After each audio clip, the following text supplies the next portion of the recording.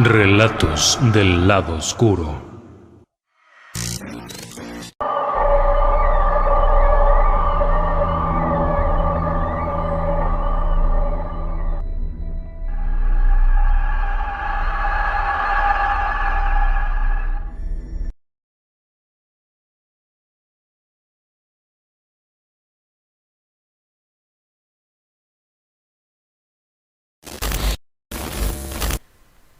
Déjeme que le cuente una historia.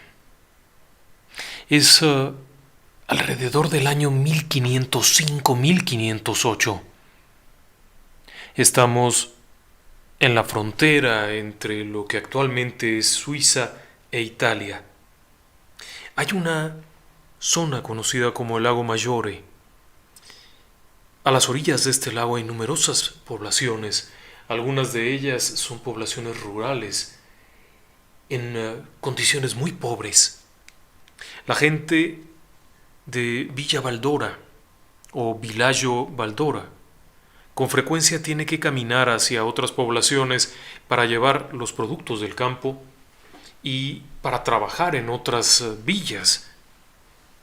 Cuenta la leyenda que un buen día 3 niños de una familia tienen que trasladarse entre Villaggio Valdora y la población más grande, que es Arisano. Para hacerlo pueden ir por 2 caminos. El primero de ellos es un camino largo, muy largo, que circunda por la orilla del lago Maggiore y después entra tierra adentro hasta Arisano. El otro es un camino fresco y corto, puesto que saliendo de Villaggio Valdora se toma la ruta interna por el bosque, que suele ser fresco. Es una ruta corta, aunque déjeme decirle que hay un detalle. La zona es conocida como zona de brujas.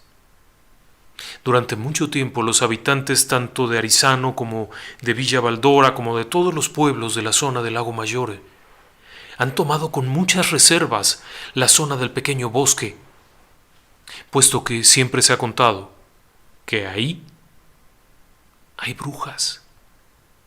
Pero para estos 3 niños, llevando cestas con toda suerte de productos del campo, de la granja de sus padres, resulta mucho más práctico.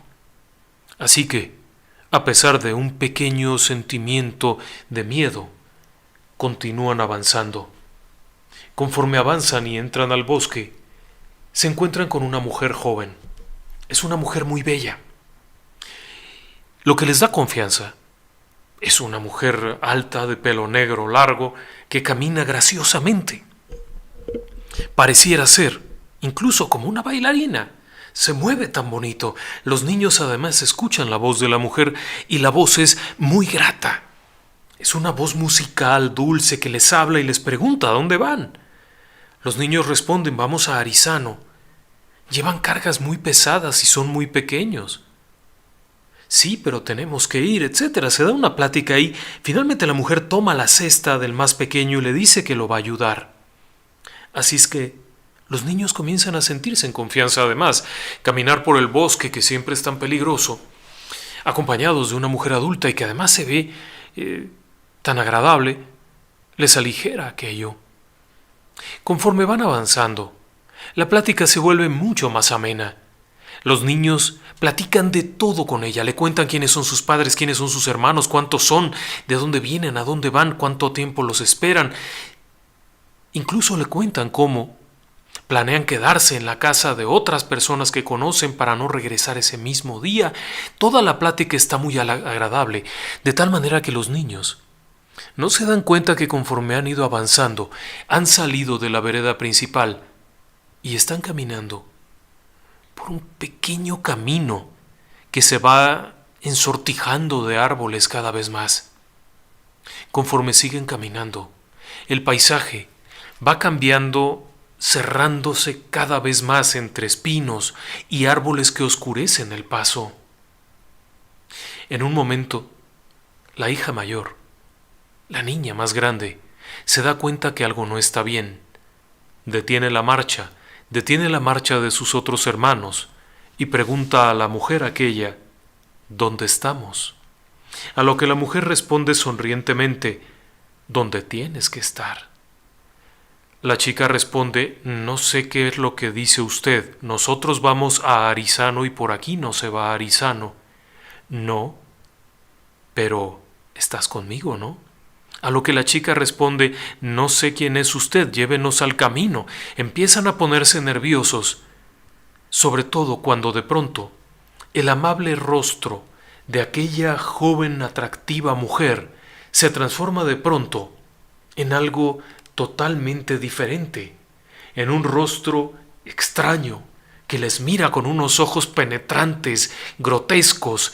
De pronto la mujer agradable y atractiva es esta figura extraña, avejentada.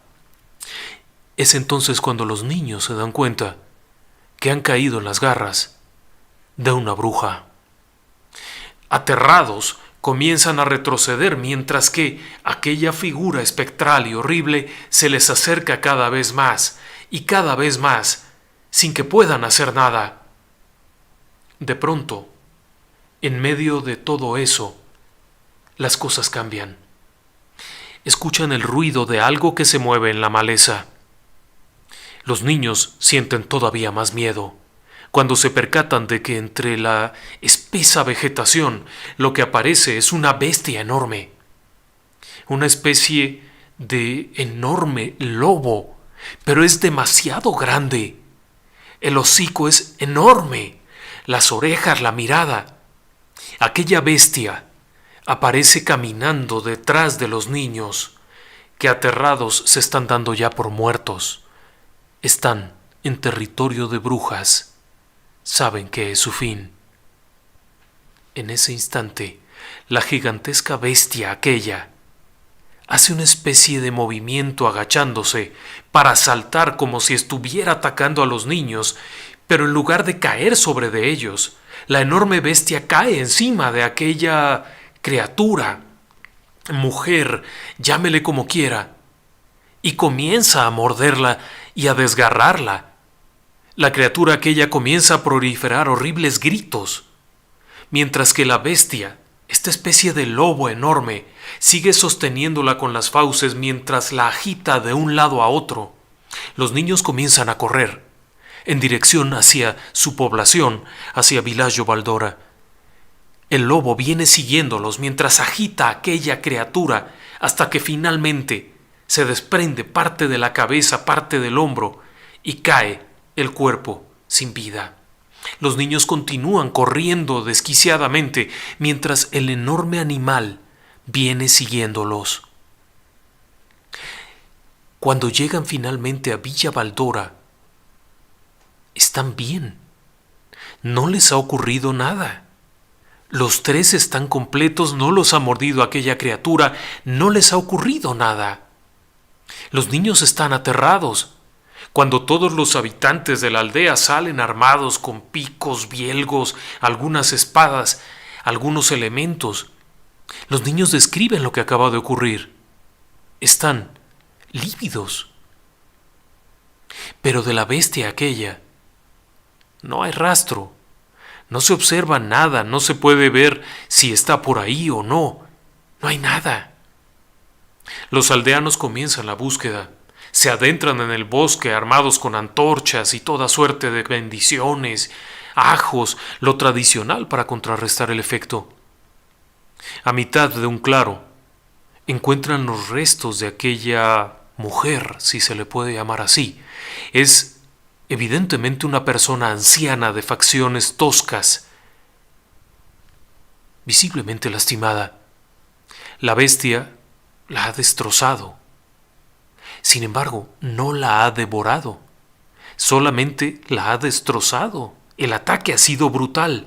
Los niños cuentan lo que ocurrió y cómo, en un principio, se habían encontrado con la hermosa mujer, alegre y bailarina que les había platicado y que con una sonrisa los había convencido de ir acompañándola al claro del bosque. Cuentan cómo aquella imagen agradable y hasta cierto punto gentil, de pronto había dejado de serlo para transformarse en la imagen horrenda aquella deforme, y cómo el lobo o lo que fuera había saltado. Los habitantes recogen los restos de aquella mujer, los llevan a las afueras del pueblo en donde encienden una enorme hoguera y los calcinan hasta convertirla en cenizas. Sabían lo que era. Según cuenta la leyenda, se trataba de una bruja que estaba cazando niños. Las creencias de aquella región aseguraban que esa era la forma en la que atraían a los niños al bosque para después devorarlos en los actos y ritos de carácter demoníaco. Posteriormente a quemar los restos, los aldeanos prepararon una buena cantidad de alimentos, grandes panes, trozos de queso, abundantes frutos del campo. El que tuvo alguna carne por ahí de un animal la llevó también. Caminaron hasta la orilla del bosque en donde depositaron sobre el tocón de un árbol, es decir, sobre lo que queda tras cortar el árbol, colocaron todo aquello y se retiraron. Al día siguiente no había nada ahí. Cuando los niños preguntaron qué era, la respuesta es: agradezcan. Agradezcan porque tuvieron suerte de encontrarse con un Benandanti y les ha salvado la vida. Las historias de aquella región hablaban de hombres lobos de una forma totalmente diferente a la que la mayoría de las personas creen. En general, la idea del hombre lobo es la de una bestia que despedaza, que mata, que devora y que hace horrores. El caso del hombre lobo Peter Stoop, el caso de la bestia de Gévaudan, el caso de Gilles Granier y de muchos otros hombres lobos que pasaron a la historia por sus atrocidades, generó la idea de que el hombre lobo era terrible, asesino, voraz. Y efectivamente, si hacemos caso de las leyendas y de las historias que se contaban, e incluso de los casos que enjuició Bourget en el siglo XVI y XVII, encontraríamos que muchos de los hombres lobo serían terribles. Si creemos que en algún momento hubieran existido, si dejamos de lado lo racional y creemos que pudieran haber existido, el hombre lobo en general se ha concebido así, pero no era así. Eso es importante. Los hombres lobo feroces y terribles parecían tener un propósito macabro, en tanto que existía una especie de cofradía misteriosa. Sí, una especie de orden de los Benandanti. Estos últimos eran totalmente diferentes. Se cree, según se cuenta en las antiguas leyendas, que los primeros Benandantis aparecieron alrededor del siglo XIII. La leyenda cuenta que el primer Benandanti fue un hombre lobo convertido en hombre lobo por otro hombre perverso, quien había hecho un pacto con el demonio para hacerlo. Este primer hombre lobo malvado habría deseado a un compañero para fechorías, para poder andar de los pueblos y devorando gente y matando. Era en parte hechicero, era en parte animal, era en parte un humano perverso, pero el primer Benandanti, aún habiéndose transformado en hombre lobo en la primera luna, cuando ocurrió su metamorfosis, lejos de atacar a las personas, al darse cuenta de lo que se había convertido, al darse cuenta de los horrores que cometían otros hombres lobo, aquel, habiendo sido un hombre de bien toda su vida, habiendo sido un hombre que, según se cuenta, había sido templario, es decir, un caballero guerrero, un sacerdote guerrero, montó en cólera y, desafiando la naturaleza satánica que le había sido infligida al convertirlo en hombre lobo, se habría rebelado y con toda su fuerza y su voluntad habría hecho jirones al hombre lobo que lo convirtió, y a partir de ese momento habría continuado destrozando tanto hechiceras, brujas y todo tipo de afiliados a los clanes de la oscuridad. Aquel primer Benandanti habría rechazado utilizar esa especie de maldición que le había caído, esa especie de perverso don para dañar a otros y beneficiarse. Siguiendo con sus principios y con sus creencias, cuenta la leyenda que el primer Benandanti habría continuado su lucha, encontrando la forma de contrarrestar la maldad de hechiceros, brujas, hombres lobo y todo tipo de entidades nefastas, persiguiéndoles, buscándoles, yendo al mismo infierno a luchar contra ellos, convertido en lo que se conoció como un sabueso de Dios. Aquel primer Benandanti, sin embargo, no era inmortal, no viviría para siempre, solo un poco más que la vida natural de un ser humano. Sintiéndose viejo, sabedor que el final llegaría y que no habría quien defendiera a los simples mortales de las huestes demoníacas, buscó alguien que lo relevara, pasar el don, entregar aquellas dotes que le permitirían ser el paladín de la defensa de los humanos. Aquel primer Benandanti buscó en todas partes, buscó personas que pudieran ayudarle, sobre todo aquellos que tuvieran tres características principales: la humildad, el valor y la caridad, de tal manera que no buscaran beneficiarse, que no tuvieran miedo a dejar la vida en ello, y que tuvieran la caridad para socorrer, es decir, gentes de bien. Cuenta la leyenda que aquel primer Bonandanti o Benandanti encontró en antiguos hombres pertenecientes a la orden, los caballeros templarios, a sus siguientes sucesores: Italia, Suiza, la región de Lavonia, toda esta parte sería patrullada por ellos, custodiada y velada.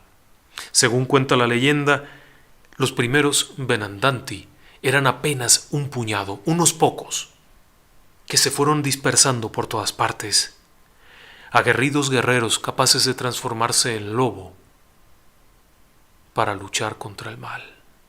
Los Benandanti continuaron protegiendo las regiones y continuaron viajando hasta lugares tan remotos como lo que hoy en día es Finlandia. Viajaron a Francia, recorrieron todo Italia. En todos los lugares donde llegaron los Benandanti, las cosas comenzaron a tener calma. Alguna vez de pronto algún campesino veía en la distancia a un enorme lobo devorando un venado. Pero los Benandanti, en su día a día, en su estar cotidiano, eran personas comunes, personas de bien. Alguno por ahí sería un capellán en una iglesia, otro era un campesino que labraba la tierra, otro más era un soldado que viajaba con un ejército. Algunos más eran personas comunes y corrientes. Los Benandanti también eran mujeres, hombres y mujeres, personas que vivían como los propios campesinos a los que protegían. Había pocas personas realmente que supieran quién era un Benandanti. Solían ser muy cuidadosos y guardar en absoluto secreto el don. Había algunas formas de transformarse. Algunos nacían siendo el Benandanti. Y era muy delicado ese momento, cuando un niño nacía envuelto en el amnio, en esta especie de bolsa. Entonces había que estar pendiente, porque seguramente sería un hombre lobo. Había que cuidarlo para que cuando creciera se transformara en un Benandanti. Así que había algunos, pero si no había cuidado y no se observaba a tiempo, aquella criatura se transformaría en un horrible hombre lobo, en uno que devoraría, sin duda alguna, todo lo que apareciera en su camino. Las historias de hombres lobo que atacaban en estas regiones contrastaban con las historias de los Benandanti y su lucha cotidiana. Sin embargo, el cuidado se ponía, y en más de una ocasión, estos niños que nacieron así, con el paso del tiempo, se transformarían en Benandantis. También, por supuesto, se podía transmitir. Un Benandanti viejo Un hombre lobo, Benandanti, podía escoger a su sucesor. Le pasaría el don y después moriría. Así era. Para pasar el don, se requería recitar una oración especial, una oración secreta que no fue pasada a nadie, que se desconoce por completo. Mientras se hacía esta oración, se soplaba sobre un pequeño vaso que se le otorgaba a la persona que se quería transformar. Si la persona lo tomaba, en la siguiente fecha importante se transformaría en un hombre lobo Benandanti. Esa era la tradición, y durante muchos años aquello funcionó bien. Cuando había alguna noticia de un ataque de algún hombre lobo, con frecuencia un Benandanti aparecía y acababa con eso. Pero no siempre era así. Algunas veces el hombre lobo lograba operar sin que los Benandanti se dieran cuenta, y entonces alguien caía muerto. Pero los Benandanti también hacían otra cosa, y eso fue lo que les atrajo tantos problemas. En ciertas épocas del año, los Benandanti cazaban brujas, brujos y hechiceros. Según cuenta la leyenda, estos, a veces, eran totalmente desconocidos de la gente. Por lo tanto, cuando un hombre lobo Benandanti atacaba a uno de ellos, los aldeanos creían que era un hombre lobo feroz, terrible y malvado, que había devorado a alguien sin saber que ese alguien era un hechicero. Y como consecuencia, los rumores comenzaron a circular por todas partes. Se hablaba de los ataques de hombres lobo, se hablaba de que llegaba una carnicería de hombres lobo. Y así es como, poco a poco, se fue creando esta idea del hombre lobo perverso, del hombre lobo maldito. Pero los Benandanti tenían una serie de normas muy precisas. A lo largo del año, ellos podían seleccionar, por ejemplo, si se transformaban o no. Solamente había 4 fechas en las que invariablemente tenían que tomar precauciones porque se transformarían, pasara lo que pasara. Los sabuesos de Dios, como eran conocidos, tenían fechas específicas. La noche de San Juan, todos los hombres lobo Benandanti tenían que alejarse de los pueblos. Tenían que ir a las montañas, lejos, donde no los vieran, donde no supieran que estaban allí. Esa noche se transformarían invariablemente en hombres lobo. Su misión, viajar al infierno, según cuenta la leyenda, claro. Allí lucharían contra los habitantes del infierno, los demonios, las brujas, los hechiceros. Para tal fin, los hombres lobo Benandanti varones llevarían consigo varas de hinojo, con los cuales lucharían, en tanto que las Benandanti mujeres llevarían ramas de sorgo para su lucha contra los hechiceros. La batalla costaría la vida de muchos, evidentemente. No se irían así nada más. En la batalla sabían que habría pérdidas, pero era invariable. Otra de las noches importantes era la noche de Santa Lucía. En la noche de Santa Lucía, el 13 de diciembre, los Benandanti volverían a alejarse y volverían a luchar en esta batalla por equilibrar el bien y el mal. Su misión, evitar que los hechiceros y las brujas afectaran los cultivos, afectaran la natalidad de la gente, que afectaran la natalidad de los animales. Era una lucha por la supervivencia. Y lo hacían bien. Sin embargo, las historias que se habían contado habían comenzado a permear. En algún momento de 1620 y tantos, los Benandanti fueron llevados a juicio en Friuli. Varios de ellos fueron cautivos. Incluso algunas familias en donde había hijos fueron llevados a juicio. Hombres, mujeres, niños fueron llevados a las prisiones y comenzaron a interrogarlos. Para los jueces era indistinto si alguien se transformaba por perversidad o por bien. Ahí, en los juicios de Friuli, cerca de Venecia, en la actual Venecia, muchas personas fueron torturadas para que confesaran. Primeramente, los Benandanti negaron ser hechiceros y, ofendidos, aseguraban ser una especie de mano guerrera de Dios. Pero para aquellos jueces de la Inquisición, eso no tenía sentido. Las torturas siguieron. Algunos pocos confesaron cosas que no eran ciertas, con tal de que dejaran de torturarlos. Muchos otros de los que fueron cautivos en aquel momento murieron sin haber confesado nada y sin haber aceptado nada, siendo quemados en la hoguera. Otros, atormentados, terminaron confesando cosas que nunca habían cometido y finalmente fueron ejecutados. Los Benandanti se retiraron.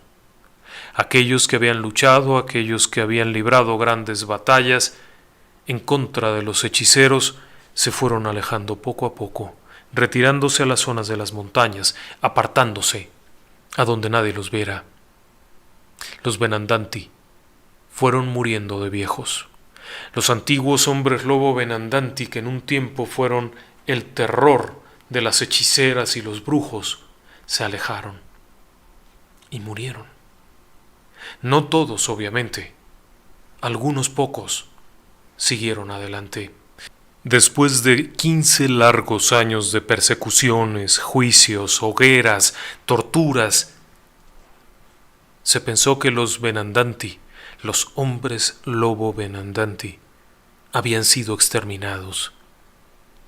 Evidentemente, la maldad siguió creciendo, pero no era así. Los Benandanti no habían desaparecido, simplemente molestos, ofendidos, heridos en lo más profundo, se habían alejado de los seres humanos. No habían muerto todos. Para consuelo de las personas, algunos pocos se habían negado y habían seguido con aquello. Prueba de ello es que en 1691, en Livonia, actualmente cerca de Suiza, cerca del mar Báltico, hubo un incidente muy raro. El incidente conocido es como el incidente del Old Thies. Fue un juicio muy extraño. Old Thies era un hombre viejo, campesino, austero, conocido por ser una buena persona. Quienes lo habían tratado además lo respetaban mucho porque era un curandero. Old Thies era el hombre que sabía cómo aliviar el dolor de una persona, que sabía cómo ayudar a que un animal enfermo de un hato de ganado se curara, que podía decir si el bebé venía bien y ayudar si no venía bien. Era el hombre al que ibas a ver si tu esposa no podía tener hijos. Era un buen hombre. Pero en aquel año de 1691, Old Thies fue llevado a un juicio. Un hombre lo acusaba de haberlo agredido. Thies era un hombre muy fuerte, además, muy robusto, que alegó en su defensa que él había luchado con aquel hombre que era un hechicero y que aquel hombre lo había agredido golpeándolo con el palo de la escoba, rompiéndole la nariz. Cuando los jueces se acercaron acompañados de los doctores de aquella época, pudieron confirmar que Thies tenía fracturada la nariz. Pero lo que más sorprendió a todos es lo que a continuación dijo el viejo Thies, cuando comentó que él había ido detrás de aquel hombre porque era un hechicero, y Thies era un sabueso de Dios. Los jueces inquisitoriales aquellos nunca habían oído semejante cosa. Había caído en el olvido. Tenga en cuenta que la gente vieja vivía 40 años. Así que había quedado atrás, muy atrás, la persecución. Había quedado atrás las historias de los Benandanti, de los hombres lobo. Muchos de ellos nunca habían oído hablar de eso. Así que cuando Thies les dice que él es un hombre lobo, Pero un hombre lobo bueno que lucha contra el mal y que en invierno en San Juan viaja al infierno junto con otros hombres lobo para luchar contra los demonios y contra las brujas, los jueces no saben qué pensar. No saben si reírse, no saben si mandar a que lo cuelguen de una vez.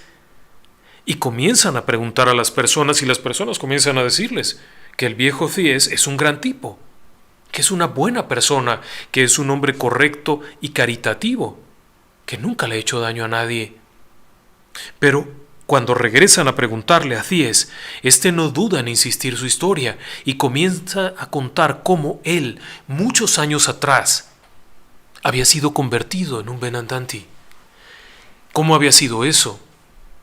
Él no era un guerrero, pero era un buen hombre. Al llegar a una taberna en un paraje solitario, encontró a un hombre muy anciano, muy anciano, caído a la orilla de un camino, en una noche muy fría.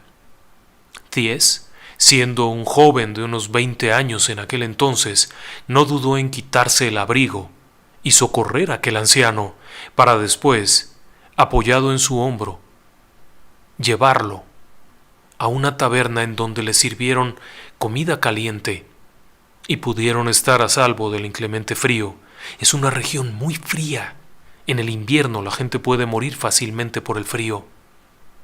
Estando allí, aquel hombre le preguntó si era un buen hombre, a lo que Thies respondió que creía serlo. Le preguntó si desearía ayudar a muchos otros seres humanos, a lo que Thies respondió que con gusto lo haría. Aquel hombre le preguntó si estaría dispuesto a luchar como un guerrero, a lo que Thies respondió que lo haría con gusto. Aquel hombre le preguntó si estaría dispuesto a dar su vida por los otros, a lo que Thies respondió que lo haría si fuera necesario y con ello pudiera ayudar. Aquel viejo le preguntó, ¿te gustaría ser rico? A lo que Thies respondió, no me interesa. Entonces aquel hombre le ofreció una pequeña taza con bebida y le dijo, ¿quieres luchar por el bien? Bebe esto si es que tienes el valor. Y entonces recitó una oración y le dio a beber aquello. Thies contaba en el juicio haber bebido aquello y tras haberlo bebido escuchar que el viejo le decía, ahora eres como yo. Y entonces el viejo murió. Thies no entendió de qué se trataba, hasta cuando llegó precisamente la noche de Pentecostés, el 23 de mayo, noche en la que, estando en su casa en el campo, de pronto comenzó a transformarse. Días después se daría cuenta que se había transformado en un Benandanti. En 1691, durante los juicios de Livonia, Thies aseguraba tener al menos 80 años, el doble de lo que vive una persona, ser un hombre fuerte y sano, y seguir luchando. Él aseguraba que para luchar contra las brujas utilizaba una vara de otra planta, si estoy en lo correcto, enebro, y aseguraba que todavía había muchos. Los jueces, sin embargo, no entendieron bien a bien de qué se trataba, y tras volver a interrogarlo en varias ocasiones, según consta en las actas del juicio de Livonia, Thies siempre reconoció lo mismo, ser un hombre lobo, un sabueso de Dios que luchaba contra el mal. Los jueces, molestos, preguntaron, ¿eres un buen luterano? Tenga en cuenta que esta región se había convertido durante la época de la Reforma al luteranismo, y la cacería de brujas era una actividad cotidiana con miles de personas ejecutadas en la hoguera. Liechtenstein prácticamente se quedó sin hombres y sin mujeres adultos cuando hubo una cacería de brujas. Así que tener a este sujeto diciendo que era un hombre lobo era equivalente a tener una sentencia de muerte. Sin embargo, los jueces no estaban seguros de esto. Volvieron a preguntarle, ¿asistes al servicio los domingos? A lo que Thies respondió, soy muy viejo, no entiendo qué es esto. No sé a lo que se refieren. Adoro a un solo Dios, que está en los cielos, y al que sirvo siendo su sabueso fiel y feroz. Los jueces, esta Inquisición luterana, acostumbrada a ejecutar gente de forma sorprendente, no ejecutaron a Thies. Ordenaron que le dieran latigazos y que lo expulsaran de la aldea en la que vivía. Cuando Thies fue azotado y liberado, sus últimas palabras fueron: nunca más ayudaremos, nunca más un Benandanti. Se cuenta que Thies no transmitió el don a nadie y que con él morirían los últimos Benandanti. Por lo tanto, según contaba la leyenda, al morir el último de los Benandanti, la maldad quedó libre en el mundo. ¿Qué le parece a usted? Es una historia un poquito diferente de los hombres lobo que conocemos. Siempre hemos oído hablar de la bestia de Gévaudan, de Peter Stub. Siempre hemos oído hablar de Gilles Granier devorando niños y haciendo atrocidades. Pero detrás de todo esto, desde 1500 y pico, existía una leyenda acerca de los hombres lobos buenos que velaban por el bien de la humanidad. Es una historia interesante, ¿no cree? En fin, yo quiero agradecerle a todas las personas que nos han acompañado esta noche, que nos han acompañado a través de la página de Facebook, en donde vemos una comunidad que nos encanta ver, que se saludan, que se platican, que llevan una convivencia asombrosa y que nos alegra enormemente, porque esto es dentro de Relatos del Lado Oscuro. Nos alegra mucho ver a nuestros seguidores de YouTube comentando, pidiendo cosas. Nos encantaría estar ahora mismo en cabina recibiendo las llamadas de nuestro público tan querido de la HR, pero bueno, pronto habrá oportunidad de volver a cabina, de volver a estar con ustedes, de poder tomar llamadas. Todo esto que tanto nos ha gustado como un grupo de personas, no como un programa aislado, sino como un grupo de personas. Aprovecho también para invitarle a que nos visite en el canal de YouTube, en donde tenemos programas los lunes y los miércoles que solo se transmiten ahí, y que además, bueno, hay cosas muy interesantes con imágenes, con documentos, con muchas cosas agradables. Muy buenas noches a todos y que descansen en paz.